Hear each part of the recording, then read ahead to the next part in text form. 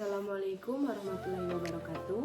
Perkenalkan, saya Prita Olivia dengan NIM 8598047228. Di sini saya akan melakukan kegiatan praktikum mandiri 3 untuk memenuhi tugas dari Bapak Dr. Sanjaya MSI. Praktikum yang akan saya lakukan yaitu pada modul 6 gelombang, kegiatan praktikum 3 telinga. Kegiatan praktikum yang pertama yaitu percobaan kepekaan indera pendengar manusia. Yang kedua, percobaan struktur dan fungsi telinga. Yang ketiga, percobaan mekanisme transmisi pendengaran.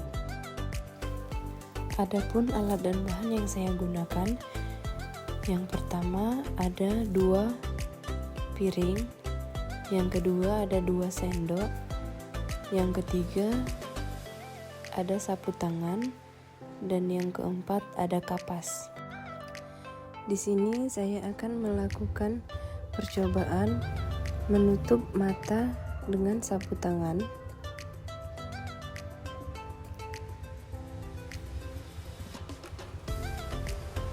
Jika saya sudah siap, saya akan memberi aba-aba.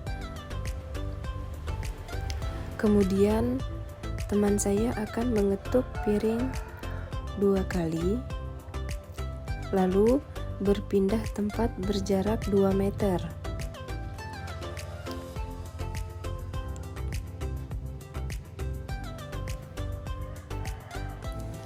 Kemudian langkah yang kedua, saya akan memasukkan kapas ke telinga kanan saya. Lalu teman saya akan mengetuk piring, kemudian berpindah tempat berjarak 2 meter.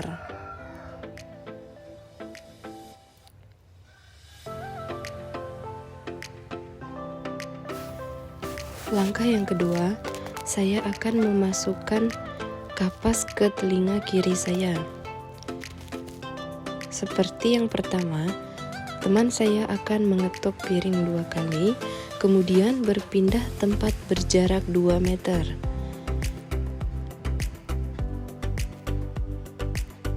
Adapun alat dan bahan yang saya gunakan, yang pertama ada alat tulis, yang kedua ada gambar struktur dari telinga manusia, dan yang ketiga ada buku tulis.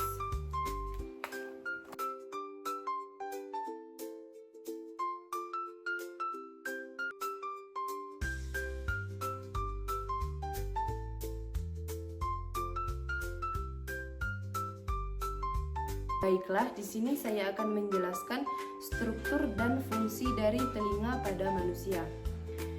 Yang pertama, ada daun telinga, menangkap dan mengumpulkan gelombang suara lalu mengarahkannya ke dalam saluran telinga. Yang kedua, saluran telinga. Saluran telinga menyalurkan suara dari daun telinga menuju gendang telinga. Lalu, tulang martil. Tulang martil pendengaran pertama yang menangkap getaran suara dari gendang telinga dan meneruskannya ke tulang landasan. Di sini ada tulang landasan. Tulang landasan menerima getaran dari tulang martil dan meneruskannya ke tulang sanggurdi. Lalu ada 3 saluran setengah lingkaran. Berfungsi sebagai alat keseimbangan tubuh dengan mendeteksi gerakan dan posisi kepala. Lalu ada saraf pendengaran. Mengirimkannya sinyal listrik hasil pemrosesan suara di rumah siput menuju otak untuk diinterpretasikan sebagai suara. Lalu ada rumah siput. Rumah siput mengubah getaran suara menjadi sinyal saraf menggunakan sel rambut di dalamnya. Kemudian ada saluran Eustachius, menghubungkan telinga tengah dengan tenggorokan, berfungsi mengatur tekanan udara di telinga tengah agar seimbang dengan tekanan udara di luar. Lalu di sini ada juga tulang sanggurdi.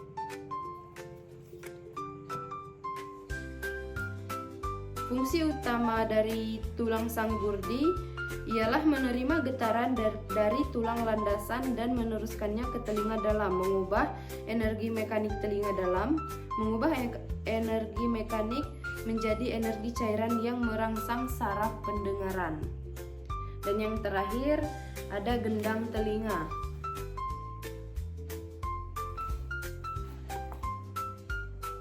Fungsi dari gendang telinga yaitu menerima gelombang suara dan mengubahnya menjadi suatu getaran mekanis serta mencegah kotoran dan infeksi bakteri masuk ke dalam telinga tengah.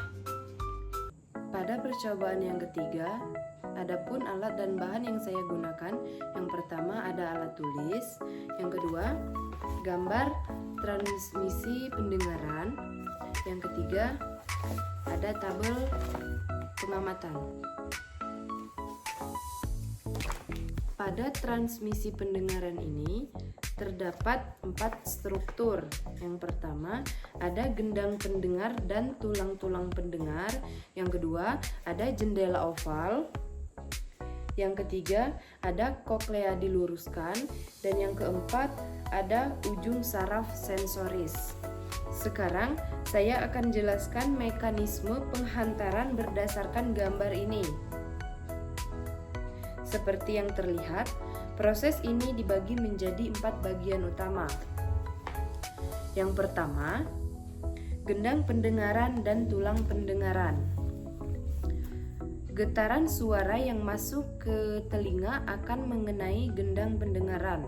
Lalu, getaran tersebut diteruskan dan diperkuat oleh tulang-tulang pendengaran seperti martil, landasan, sanggurdi menuju jendela oval.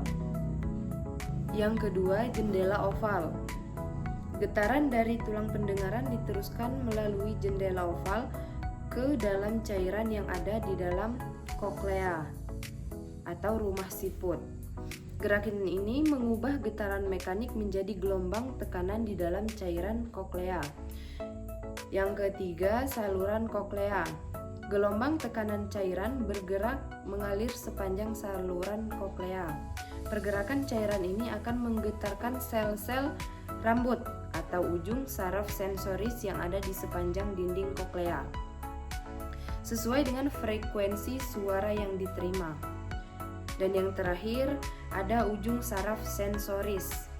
Getaran pada sel saraf sensoris diubah menjadi sinyal impuls listrik. Sinyal ini dikirim melalui saraf pendengaran menuju otak untuk diterjemahkan sebagai bunyi atau suara yang kita dengar.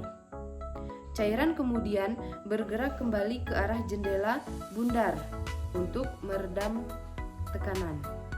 Baiklah, sekian hasil praktikum dari saya akhiri. Wassalamualaikum warahmatullahi wabarakatuh.